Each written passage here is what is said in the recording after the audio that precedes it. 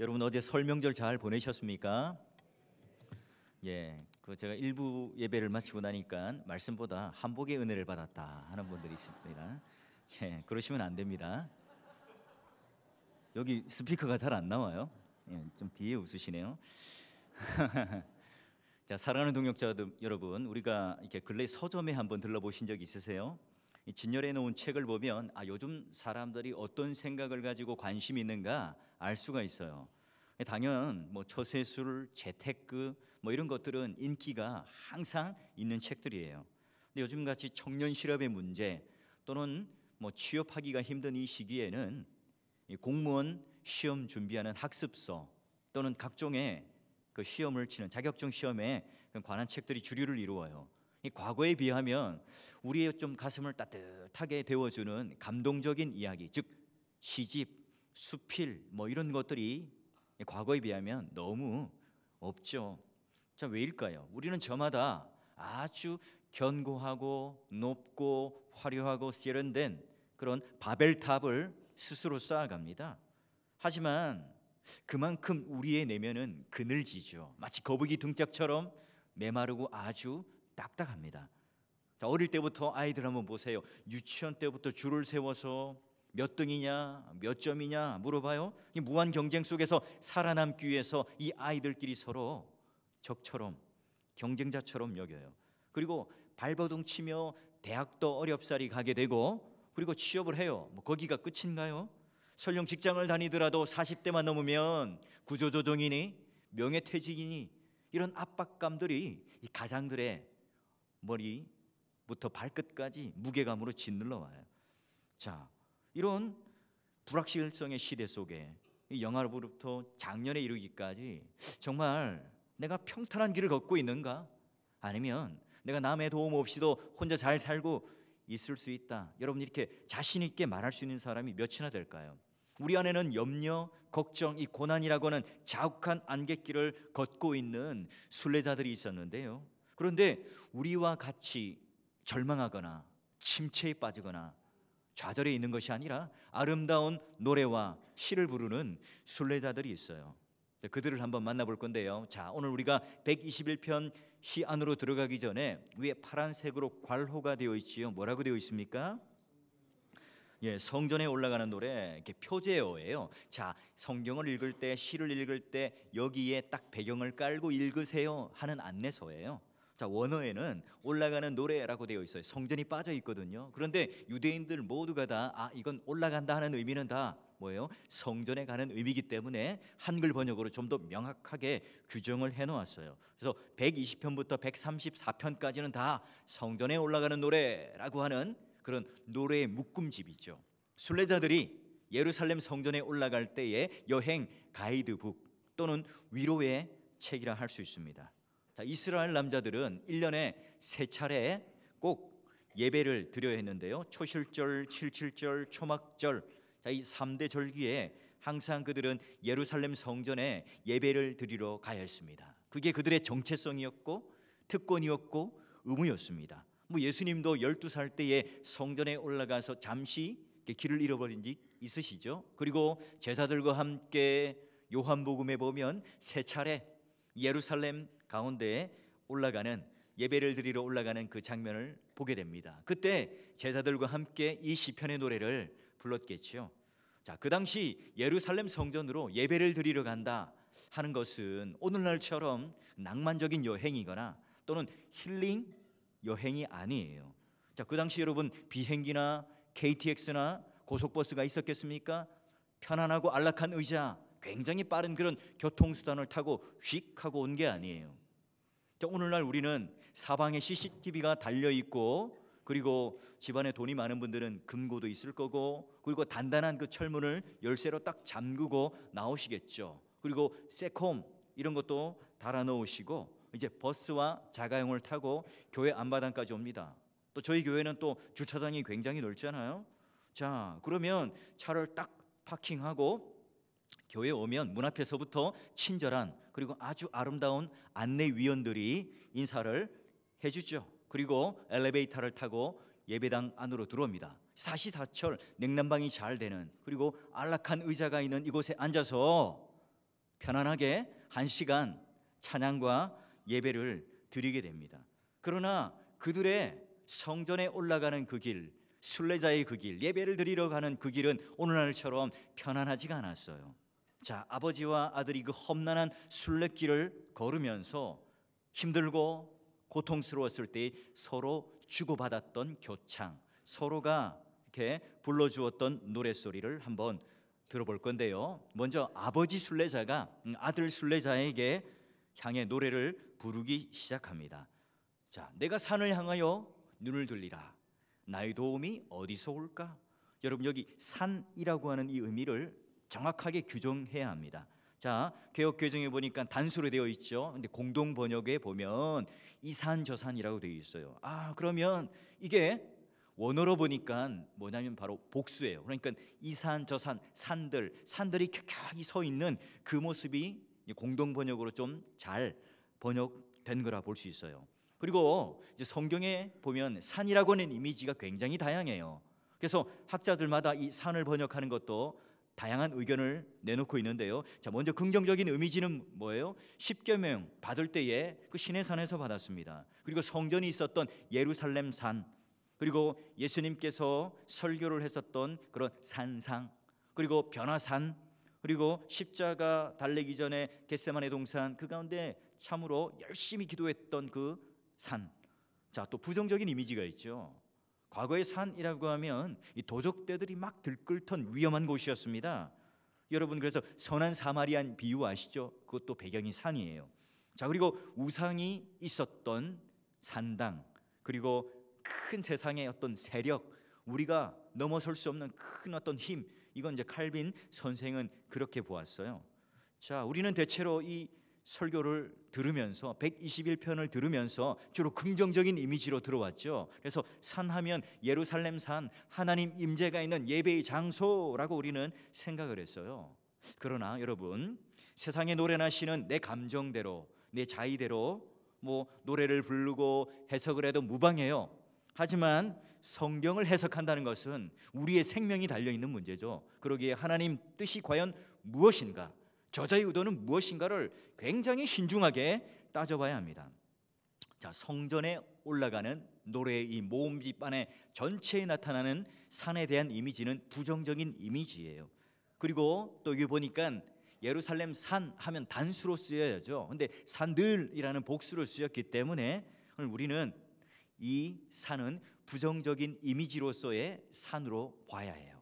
자, 그러면 이제 산을 정확하게 규정해 내왔으니까 시인과 함께 마음을 딱 합쳐서 여행을 한번 해볼까요? 자, 먼저 동네 어귀를 벗어나고 있는 이 순례자들의 그 얼굴들은 그리 표정이 밝지 않아요. 왜일까요? 예배를 드리고 가고 있는 거잖아요. 그리고 하나님을 만나러 가는 가슴 떨리는 시간들 아닙니까? 근데 왜 얼굴에 근심이 한가득이죠? 자, 성전 순례를 한다는 것은 보통 가까우면 일주일, 멀면은 보름 이상의 긴 시간이 소요가 되었습니다. 자, 그때 남자들이 쑥 빠진 그 집안, 여자들만 덩그러니 남아 있으니까 이때가 가장 위기의 순간이겠죠. 여우 같은 아내, 토끼 같은 이 자식들을 딱 생각하면서, 야, 이때 혹시 적들이 마을로 침략한다면 쑥대밭이 되겠구나.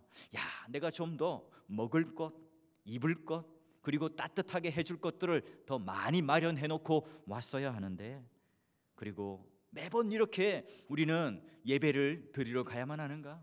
아니, 남자들 중에서도 좀 대표만 보낸다든지 아니면 아들 대신 나 혼자만 가면 되는 것 아닌가? 이런 염려, 이런 걱정, 이런 생각들이 마음 안에 가득 차니까 당연히 얼굴이 밝을 리가 없겠죠. 자, 이제 동네 어귀를 벗어나서 산으로 올라가다 보면 그 험준한 산 안에는 반갑지 않은 손님들이 있습니다. 누구죠? 바로 도선생인데요. 여러분, 퀴즈를 하나 내볼까요? 대한민국에 3대 도둑 아세요? 첫 번째는 연정훈, 두 번째는 비, 세 번째는 여러분 밥도둑 뭐죠? 간장게장. 예. 자, 여러분 왜 그럴까요? 자, 첫 번째 보니까 연정훈 어린 한가인과 결혼했잖아요. 그리고 지금 가수 비, 우리나라의 최고의 그 미녀 탤런트 김태희랑 결혼했어요. 그녀는 품절녀가 되었습니다. 자, 그래 이 싸이라는 가수가 SNS에 한 장의 사진을 올렸던 거예요. 축하해 이제 정지훈 이 가수비의 실명이잖아요. 그래서 가장 큰 기쁨이라는 한 장의 사진을 올려서 도둑놈이다 하는 것을 굉장히 재치 있게 설명을 했어요. 여러분, 이스라엘의 도선생 도둑은 주로 어디 있었다고요? 산에 있었어요. 산을 넘는 이 순례자들은요, 그야말로 먹잇감이고 군침거리였습니다.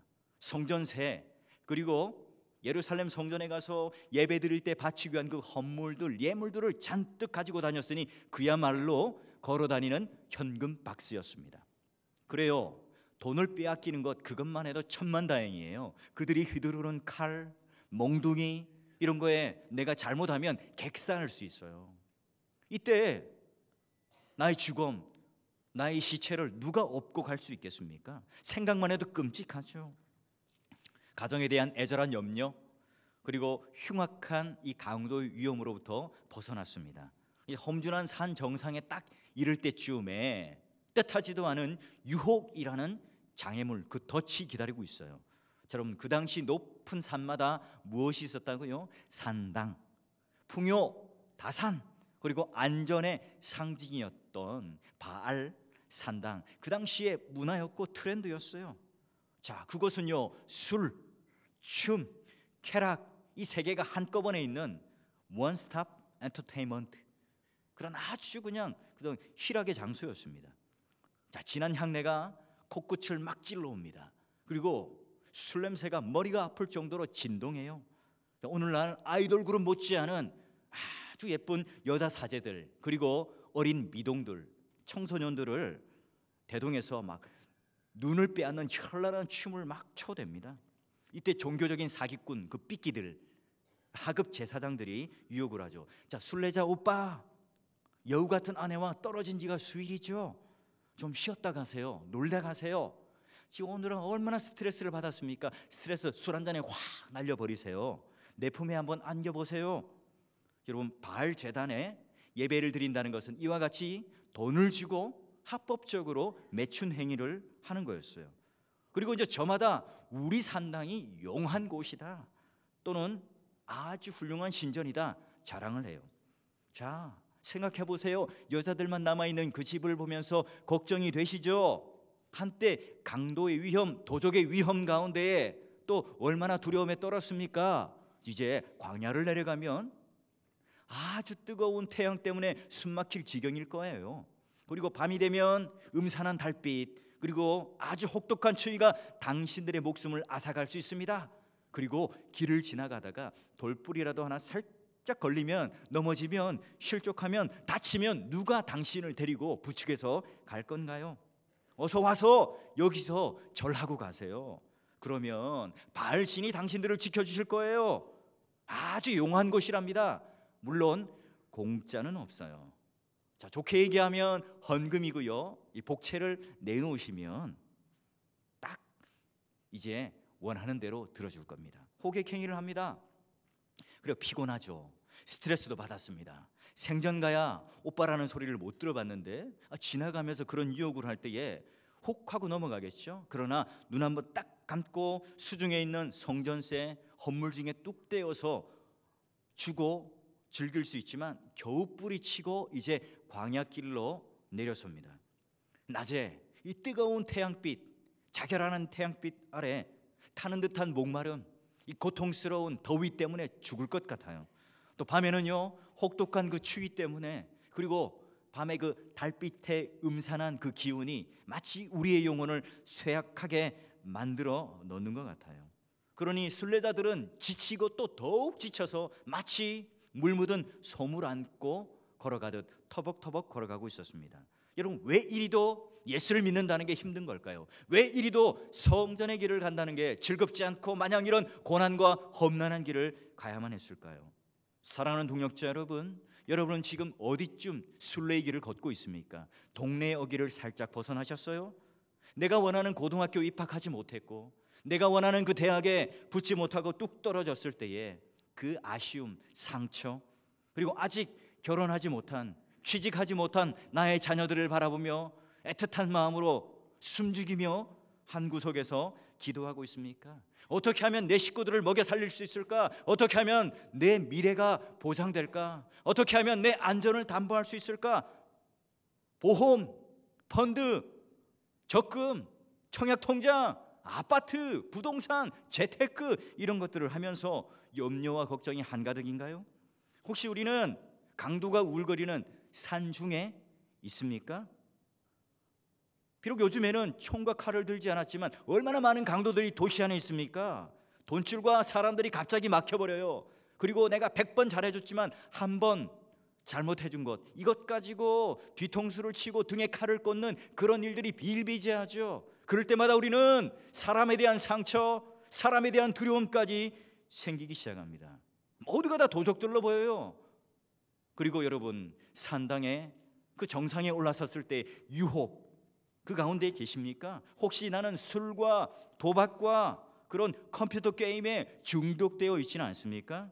그리고 부부 사이에 그 언약의 대의를 잊어버린 채 지금 부적절한 관계 때문에 가슴이 무너져 내리고 있는 분은 없습니까? 혹시 이 강렬한 태양빛 때문에 너무나 고통스럽고 음산한 이 달빛 때문에 혹독한 추위에 있는 광야에 있습니까? 나도 모르게 인생의 그런 여러 가지 문제 때문에 약물 없이는 잠자기 힘들고, 그리고 내가 약의 도움 없이는 내 분노를 조절하기 힘든 그 수많은 상처 속에 우리는 있습니까? 사람들은 말해요. 목사님, IMF 그때보다 지금이 차라리 더 어렵습니다. 목사님은 지금 교회 안에만 있기 때문에, 온실 안에 있기 때문에 잘 모르시죠? 험난한 이 산들, 광야, 걱정, 유혹들, 이런 장애물들이 먹구름처럼 강하게 밀려올 때에 나의 시야를 완전히 가려버렸습니다. 하나님이 보이지 않아요. 내 믿음이 지금 이때껏 만들어왔고 믿었던 것들이 흔들리기 시작합니다. 목사님, 어떻게 하죠? 성도들이 와서 이렇게 눈물을 쏟으며 이야기할 때 어떻게 답해 줄 수 있을까요?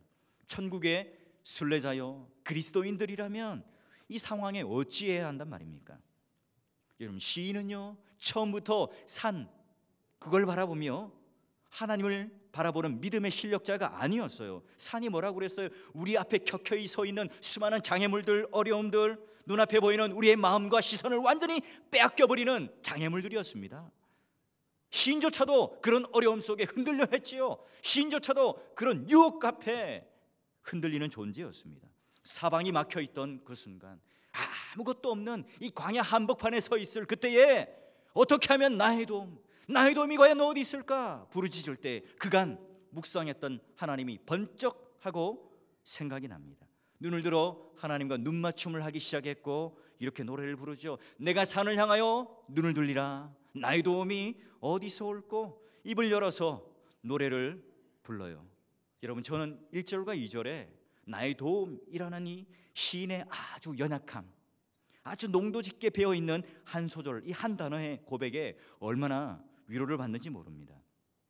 우리 모두는 다 강한 것처럼 보이지만 또 우리 모두는 다 마치 유유자적하는 것처럼 만족하며 사는 인생처럼 보일지 모르지만 우리는 모두가 다 우리 마음을 열어보면 필요에 따라 살아요.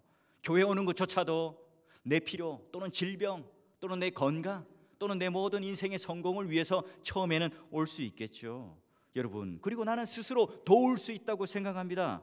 내 힘으로 살아갈 수 있다고 생각해요. 그러다가 한계에 부딪히면, 그러다가 상처를 받으면, 그러다가 배신을 당하면 좌절을 끼게 되죠. 게다가 자살까지 생각하라는 극단적인 곳에 이르러. 여러분, 아무리 과학이 발달했어요. 그럼에도 불구하고 우리가 입고 먹고 마시는 것 나 혼자 다 해결할 수 있습니까? 우리는 서로가 기대어 살 수밖에 없는 존재죠. 강한 자나 약한 자나 부한 자나 가난한 자나 또는 내가 예수를 아무리 오래 믿었다 할지라도 예외가 없습니다.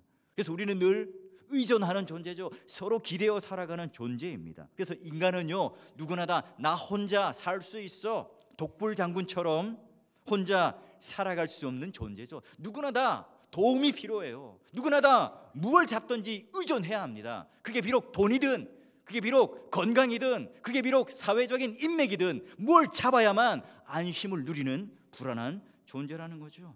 야, 나는 목사라서 아버지라서 저는 스스로 강한 줄 알았습니다. 그러나 목양을 하면 할수록 자신감이 없는 거예요. 붙는 게 아닙니다.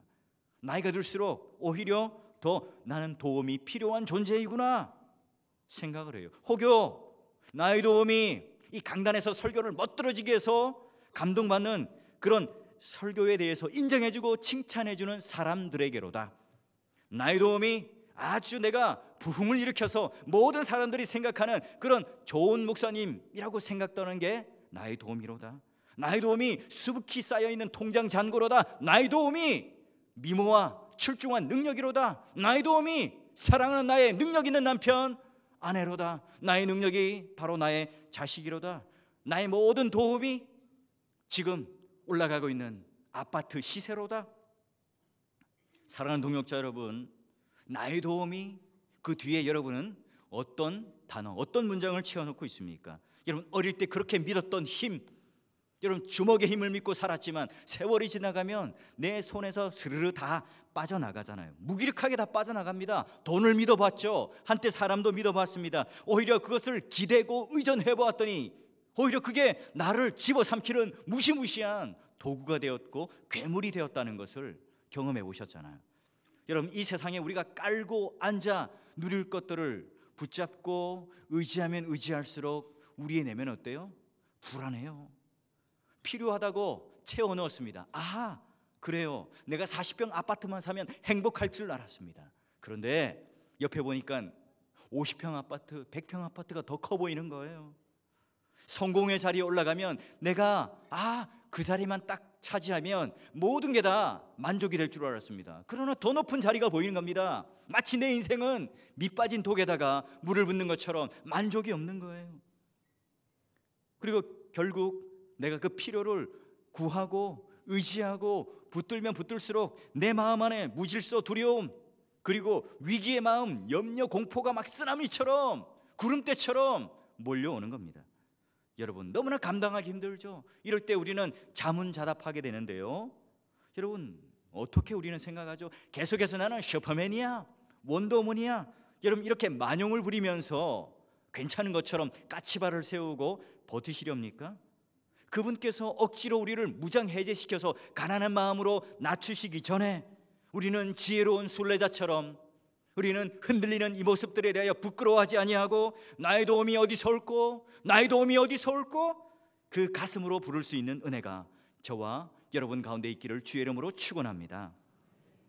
자, 시인이 경험한 구체적인 도움이 뭘까요? 여러분 말씀을 묵상할 때에 저자의 의도를 쉽게 알 수 있는 방법이 뭐라고 그랬죠? 반복되는 단어를 찾아라. 자, 시편 1편 3절에서 8절까지 반복되는 단어가 있습니다. 많이 반복되는데요. 동사 중에 있는데 뭘까요? 지키다요. 지키다. 6번 등장해요. 이 대명사까지 포함하면 7번, 그 완전수로서 문학적 강조를 하는데요. 자, 지킨다. 그러면 이 주어가 누군지를 봐야 되죠. 나의 도움이 어디서 올꼬 했으니까 나는 아니잖아요. 그러면 이 세상에 과연 누구만 우리를 도울 수 있단 말인가? 과연 나의 도움이 어디로부터 온단 말인가? 이 답가로 아들 순례자가 2절에 이렇게 노래합니다. 여러분 함께 고백해 볼까요? 시작. 나의 도움은 천지를 지으신 여호와에게서로다. 아멘. 나의 도움은 세상의 그 시답지 않은 것들로부터, 그 무엇으로부터, 피조물로부터 오는 게 아니다.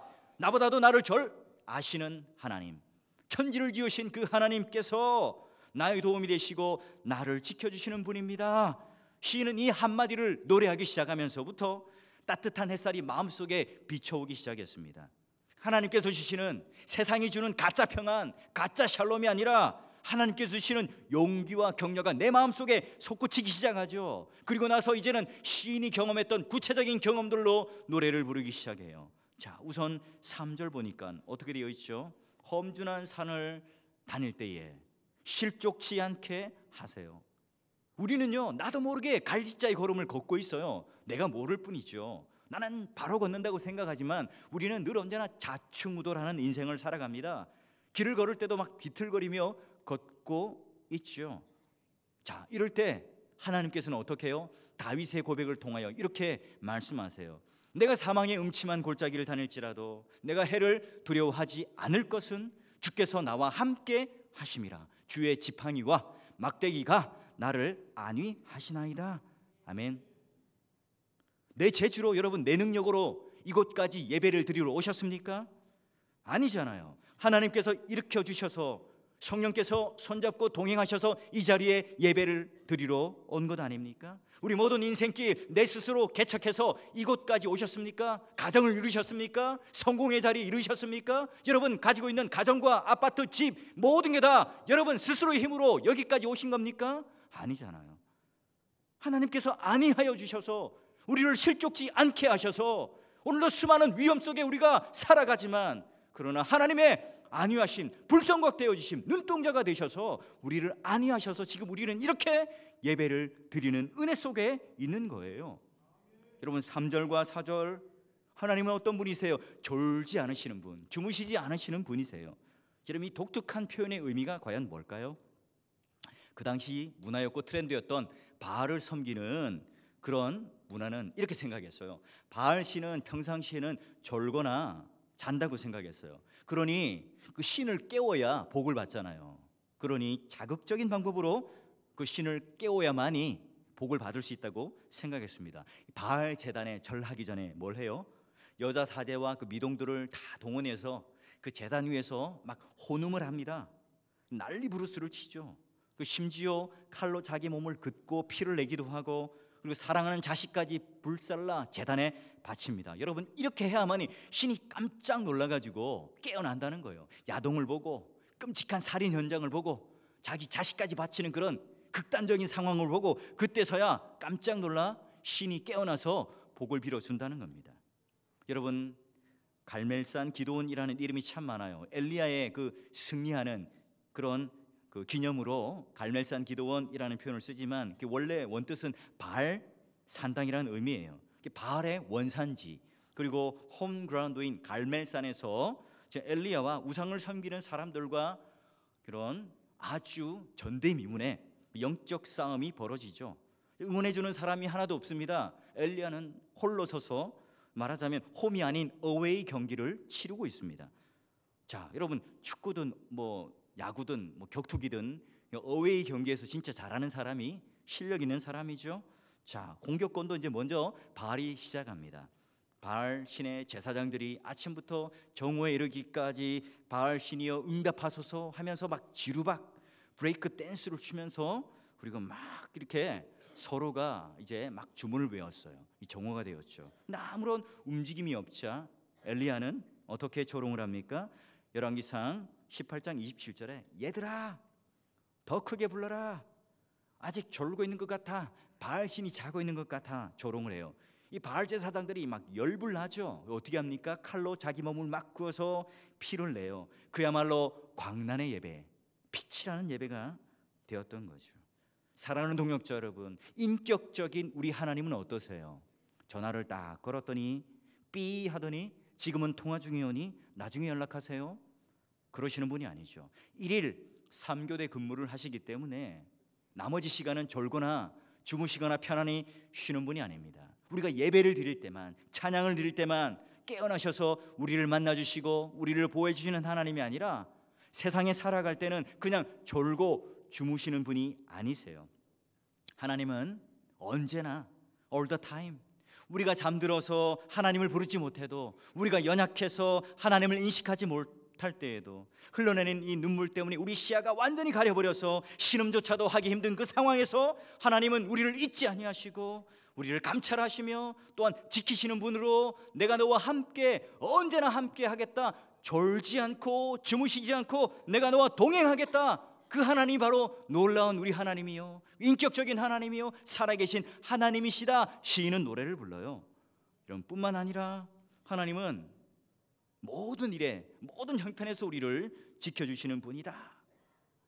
순례의 길을 가는 동안 자결하는 태양빛, 뭐 죽을 것 같죠. 혹독한 밤추위 순례자를 엄청나게 힘들게 했습니다. 하지만 하나님께서 그 순례자들의 길을 걸어갈 때에 마치 출애굽하여 이스라엘 백성들이 홍해를 건너기도 전에, 광야도 가기 전에 이미 불기둥과 구름기둥으로 이스라엘 백성들을 보호하시고 인도하셨던 것처럼 그분이 우리 하나님입니다. 그분이 오늘 우리 하나님 되셔서 성전 순례하며 예배를 드리는 모든 그 순간에 하나님께서 지키실 겁니다. 그걸 경험하고 간증하며 서로가 노래를 불러요. 자, 이제 마지막 7절 보시면 목구멍에 걸리는 한 구절이 나타납니다. 보니까 모든 환난을 면하게 하시며 또 내 영혼을 지키시리로다 되어 있죠. 아하, 예수 믿으면 비단길을 걸어가며 꽃길을 걸어가야 하잖아요. 근데 우리 가운데 늘 드는 의문이 뭡니까? 지질이 궁상맞은 삶, 또 고난과 환난이 벗어지지 않는 내 인생길, 그리고 늘 언제나 왜 이런 역경이 내 삶 가까이에 있는 겁니까? 그때마다 하나님께서 수호신처럼 나타나셔서 좀 그 환난에서 건져주셔야죠. 다 없애줘야 맞는 것 아닙니까? 내 원수 되는 사람에게는 머리에 철장을 넣어서 완전히 머리를 깨뜨려 버리시고, 그리고 내가 당하는 모든 환난 속에서도 하나님께서 탈출구를 무조건 다 열어주셔서 내가 승승장구하는 게 바로 예수 믿는 묘미고 맛 아닙니까? 그런 분이 맞습니까? 왜 환난을 다 없애주지 않습니까? 왜 나에게는 이런 질병이 찾아오고 왜 이런 고난이 찾아오는 겁니까? 여러분, 이게 오늘 우리에 드는 의문 아닙니까? 여러분, 제가 10년 전 이맘때쯤에 충격적인 일을 겪었는데요. 새벽 기도를 마치고 집에서 식사를 하고 있는 중이었습니다. 평상시 전화를 하지 않던 제 동생이 전화를 합니다. 떨리는 목소리로 아버지가 힘들 것 같다라고 하는 전화를 이렇게 전해들어요. 이 전화를 끊자마자 서울에서 부산까지 정신없이 내려갔죠. 근데 이미 아버지는 싸늘한 죽음으로 이렇게 누워 계셨습니다. 이 장사하시는 어머님을 돕기 위해서 새벽 시장을 가다가 과속하는 이 트럭이 브레이크 한번 밟아보지 못하고 그대로 이렇게 치고 가니 사고를 당하신 거죠. 그것도 이제 바로 집 앞에서요. 여러분, 제가 그 시간에 무엇을 하고 있었지요? 하나님 말씀을 사모하고 열정을 가진 사람으로 새벽 설교를 하고 열심히 기도를 하는 그 시간이었습니다. 과연 그 시간에 왜 하나님은 이렇게 하시는 건가? 질문을 던질 수 있죠. 하나님, 제가 그래도 목사 아닙니까? 하나님 말씀을 사모하고 열정을 가진 사람이잖아요. 그렇다면 아버지께서 사고를 당하지 않게 하셔야죠. 아니, 비록 사고를 당했더라도 살려주셔야죠. 설령 오늘 사고가 났더라도 이 순례자의 노래처럼 모든 환난을 면케해 주셔야죠. 설명 좀 해보십시오. 하나님, 도대체 이게 어떻게 된 일인가요? 이게 도대체 어떻게 된 일이죠? 반문할 수 있겠죠. 사랑하는 동역자 여러분, 환난이라고 하는 것은 우리가 생각하는 것과는 달라요. 밤, 사악함, 나쁜 것, 악이라는 의미예요. 모든 환난이라는 단어는요, 콜라예요. 콜라. 먹는 콜라가 아니라 원어로 콜, 모든 것, 라, 밤이라는 의미예요. 자, 이 말은요, 우리가 이해할 수 없는 모든 상황들이 다 비껴간다는 의미가 아닙니다. 우리가 순례자의 길을 걸을 때 수많은 상황들이 우리 가운데 부딪혀 올 수 있죠. 그것 때문에 우리는 낙심하지 않고 좌절하지 않고 우리 모든 악으로부터 우리 영혼을 하나님께서 친히 지키신다는 의미예요. 저는 그 당시에 이해되지 않는 상황이었어요. 하나님은 그러나 이 아버님의 죽음을 새롭게 해석할 수 있도록 그 의미를 주셨는데요, 그 능력을 주셨는데 우리 믿음의 선배들의 멋진 고백을 통해서 깨달을 수 있었습니다. 이 하이델베르크 요리문답 27문을 보면 이렇게 되어 있죠. 당신은 하나님의 섭리를 어떻게 이해하십니까? 답은요, 이렇습니다. 하나님 섭리는 하나님의 전능하심과 현존하는 능력이고 그것에 의해서 하나님께서는 당신의 손으로 천지 만물을 붙드시고 다스려 나뭇잎과 풀잎, 비와 가뭄, 풍년과 흉년, 양식과 음료, 건강과 질병, 부와 가난, 이 모든 것이 사실상 우연히 오게 하시는 것이 아니라 당신의 아버지 같은 손길로부터 오게 하시는 겁니다. 이 다음부터 중요한데요, 이 땅의 모든 것은 하나님께서 허락치 않으시면 병에 걸리거나 사고를 당하지 않습니다. 하나님은 목적이 있기에 고난과 환난을 주십니다. 이 세상의 모든 고난과 환난은 하나님 손아귀 위에 있습니다. 천국의 순례자들은요, 세상 사람들처럼 에이 재수없어, 왜 이런 거야, 애꿎은 돌뿌리를 걷어차면서 남을 원망하는 사람이 아닙니다. 하나님께서는 부하거나 가난하거나 고난과 역경, 기쁨, 어떤 형편에서도 우리를 지켜주시죠. 악을 면하게 하시고 우리 영혼을 지키셔서 이 세상 가운데 함몰되지 않도록, 좌절하지 않도록, 하나님을 버리지 않도록, 예수 그리스도의 그 능력과 그 구원을 버리지 않도록 하나님께서는 지켜주신다는 사실, 그럼에도 불구하고 우리 영혼을 지키시고 소생시키시고 하나님의 그 섭리의 손길을 경험하여서 내가 너와 손잡고 다니는 그 인격적인 하나님을 만나게 해주시는 그 영혼이 보호되는 그 놀라운 은혜가 저와 여러분의 있기를 주의 이름으로 축원합니다. 자, 여러분 이제 마지막 순례의 노래를 들어볼까요? 8절 보니까 이렇게 되어 있죠. 함께 읽어볼까요? 여호와께서 너의 출입을 지금부터 영원까지 지키십니다. 사랑하는 동역자 여러분, 아침에 나갔다가 저녁에 무사히 돌아와서 잠자리에 누울 때 여러분 정말 감사함으로 하나님께 노래를 부르세요. 날마다 내가 새벽 기도에 나가면서 야, 지금 이 시간까지 하나님께서 내 호흡을 지켜주시고 발걸음을 지켜주니 감사합니다. 내가 지친 이 심신을 달래며 돌아갈 수 있는 가정이 있게 하신 것, 그리고 내가 섬길 수 있는 교회가 있게 하신 것, 그리고 지금 이 시간까지 하나님께서 나를 지켜주셔서 이렇게 하나님을 찬양하고 예배하는 이 시간 안에 나를 불러주신 것 감사합니까? 여러분, 예수님의 이 마지막 유언에 확실한 약속을 하셨어요. 마태복음 28장 20절에 내가 세상 끝날까지 너희와 항상 함께 있으리라 하시니라. 하나님뿐만 아니라 독생 성자 예수 그리스도께서 지금도 여전히 우리와 임마누엘 하시는 하나님이다.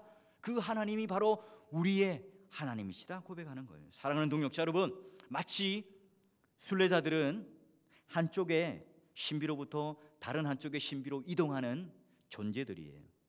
거대한 이 광야의 그런 삶을 걸어갈 때 우리는 참으로 냉혹한 현실을 만나죠. 하나님께서 잠시만 우리를 흐트러 놓아도 내 힘으로 어쩔 수 없다는 사실을, 이 불가항력적인 일 때문에 내가 스스로 막 정신없이 내가 흔들릴 때가 많습니다. 험준한 산은 어때요? 강도의 위험과 유혹이 넘치는, 세상에 유혹이 넘치는 그런 환경들이 막 우리를 넘어뜨리려고 해요. 그럴 때마다 인간은 너무나 미약하죠. 내 자신감만으로는 살아갈 수 없고 내 능력과 힘으로만 살아갈 수 없다는 걸 더 뼈저리게 느낍니다. 그러니 우리가 겸손해질 수밖에 없죠. 사람 인자를 한자로 보면 이렇게 맞닿아 있잖아요. 서로 기대어 있어요. 우리는 반드시 누구의 도움이 필요한 존재예요. 험한 세상에 위기와 유혹의 파도가 막 넘실릴 때 어떻게 하세요? 여러분은 성전에 올라가는 나의 노래를 어떻게 부르고 계십니까? 혹시 나는 고립무원으로 나 혼자만 이렇게 살아가는 인생 속에 혼자 쓸쓸히 이 노래를 부르고 있다고 생각하세요? 수많은 길 앞에 서 있는 수많은 산들 앞에 설 때마다 여러분 눈을 드시고 입술을 열어서 나의 도움이 어디서 올꼬, 여러분 실존적인 이 질문과 물음을 던지는 그 순간 여러분은 지혜로운 순례자가 되는 겁니다. 저와 여러분은 결코 이 땅에서 결말을 볼 사람들이 아니에요. 얕은 땅 가운데 그 뿌리를 받고 살짝 얹혀놓고 불안과 염려로 살아가는 흔들리는 존재가 아니죠. 옆에 있는 우리 사월교회 동역자들, 동무들 함께 천국을 바라보는 순례자이기 때문에 그런 노래소리가 딱 들릴 때 우리는 어떻게 화답을 하죠? 나의 도움이 천지를 지으신 여호와께로다. 노래를 힘차게 불러주십시오. 자기 스스로가 완전 무결하여 존재할 수 있는 분은, 도울 수 있는 분은 오직 여호와 하나님 한 분밖에 없죠. 하나님께서 어떻게 내 울타리가 되셨고 내 경계가 되셨고 나의 불성각이 되셨고 내 인생을 여기까지 이렇게 끌고 오셔서 내 굴레에 보호막이 되셨는가?